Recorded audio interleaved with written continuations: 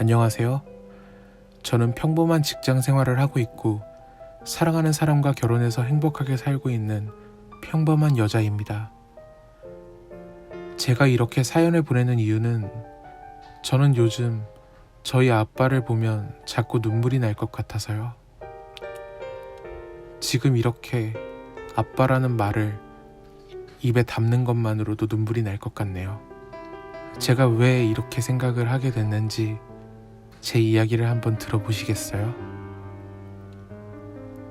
저희 부모님은 참 보기 좋은 부부였어요. 누가 봐도 참 저렇게 늙어가면 결혼이란 것은 행복하겠구나 할 정도로 예쁜 부부셨어요.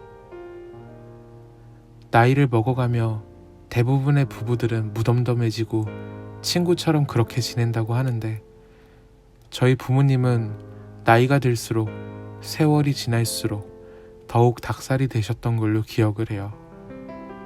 사랑한다는 말도 자주 하셨었고요. 아버지는 퇴근길에 가끔 꽃을 들고 집으로 들어오셨고 같이 TV를 보다가 어떤 음식이나 과일이 나와서 어머니가 어머 맛있겠다 하시면 아버지는 몰래 나가셔서 사가지고 오시곤 했죠. 결혼기념일이면 항상 두 분은 여행도 가셨고 아버지는 매번 어머니 생일에 큰 꽃다발과 직접 쓴 손편지로 어머니를 기쁘게 해드렸어요. 그리고 아버지가 그런 선물을 할 때마다 어머니는 소녀처럼 환하게 웃으면서 좋아하셨었죠. 저는 그런 두 분의 모습을 보면서 자라서 그런지 결혼이란 것에 대한 두려움도 없었고 나도 저런 행복한 결혼 생활을 하겠다고 생각하곤 했었어요. 그리고 그런 부모님 덕인지 저도 지금의 남편을 만나 남들이 보기에 충분히 행복한 결혼 생활을 하고 있습니다. 그런데 몇 달 전인가 믿을 수 없는 일이 벌어졌어요. 바로 사랑하는 우리 엄마가 쓰러지신 거죠.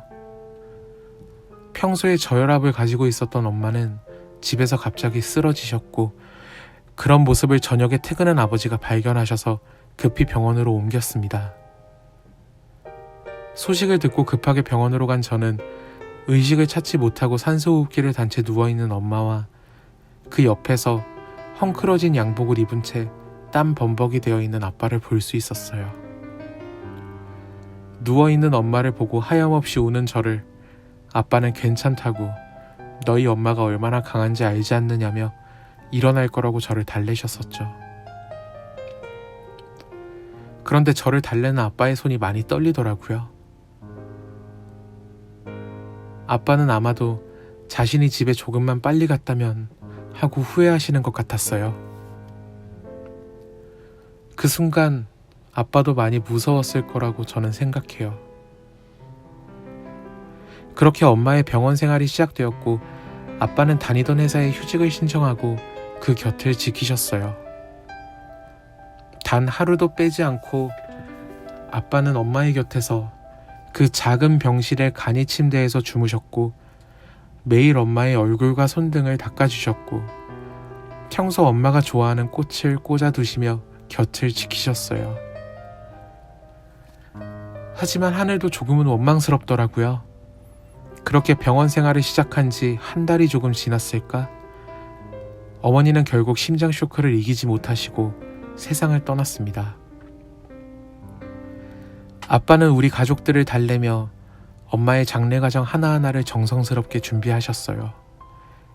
그리고 그 누구보다 어머니를 잘 보내드렸습니다. 저는 그런 아빠를 보면서 참 대단하다고 느꼈고 아빠는 강하니까 엄마가 없어도 잘 지내시겠구나, 잘 이겨내시겠구나 하고 생각했어요. 그렇게 어머니가 돌아가시고 몇 주가 지나고 살기 바쁘다는 이유로 잘 찾아뵙지도 못하고 전화만 드렸었는데 주말에 남편이 아빠에게 가보자고 먼저 말해주더라고요. 저는 남편에게 고맙다고 말하며 혼자 계실 아빠를 생각하며 이것저것 반찬을 해서 아빠 집으로 향했습니다. 집에 도착해서 저는 깜짝 놀랐어요. 엄마가 살아계실 때와 바뀐 게 하나도 없었거든요. 마치 엄마가 금방이라도 부엌에서 저를 반겨줄 것처럼 집은 잘 정리되어 있었고 꽃도 신선한 생화가 꽂혀 있었고 먼지 하나 없었습니다. 집에서 달라진 거라곤 거실과 방에 없던 엄마의 사진들이 가득하다는 점이었죠. 저는 부엌으로 가서 가지고 온 것들을 정리하려고 냉장고를 열었더니 냉장고에서 심한 악취가 나더라고요. 살펴보니 엄마가 만들었던 반찬들이 썩고 말라 있었습니다. 아빠는 엄마가 마지막으로 남긴 흔적들을 하나도 버리지 못하고 계셨던 거예요. 나는 아빠에게 이게 뭐냐고 물었고 아빠는 그냥 웃으시면서 놔두라고만 말하셨어요. 그렇게 저에게 웃어 보이는 아빠의 얼굴이 많이 야해신 것 같다고 그때 처음 느낀 것 같습니다. 나는 그런 아빠 모습에 화가 나서 이런 거 놔두면 뭐하냐고, 엄마가 다시 돌아오지도 않는다며 냉장고에 있는 것들을 죄다 꺼내기 시작했습니다. 아빠는 거실에서 급하게 저에게로 다가와서 처음으로 저에게 버럭 소리를 지르시며 그냥 두라고 하셨어요. 그리고는 냉장고와 저의 사이를 막아서셨습니다. 저는 그러지 말라며 아빠를 밀치려고 하는데 아빠는 그런 저를 막아세우면서 이럴 거면 집으로 가라고 소리를 지르시더라고요. 저는 홧김에 그냥 아빠 집에서 뛰쳐나왔어요. 그리고는 울어버렸죠. 남편은 아빠에게 죄송하다고 말하고는 밖으로 나오더라고요. 문 밖에서 아빠를 지켜보니 그 말라 비틀어지고 상해버린 반찬통을 주섬주섬 줍고 계셨어요. 그 모습에 저는 더 짜증이 나서 뒤돌아 나와버렸습니다. 남편과 저는 차 안에서 아무 말도 하지 않은 채 그렇게 집으로 향했습니다. 집으로 온 저는 방에 들어가 침대에서 아무것도 하지 않은 채 눈물만 흘리고 있었습니다. 그런 제가 걱정이 되었는지 남편이 조심스럽게 다가와서 이야기를 하더라고요. 사실 저 몰래 아빠와 소주라도 한잔 하려고 찾아갔었대요.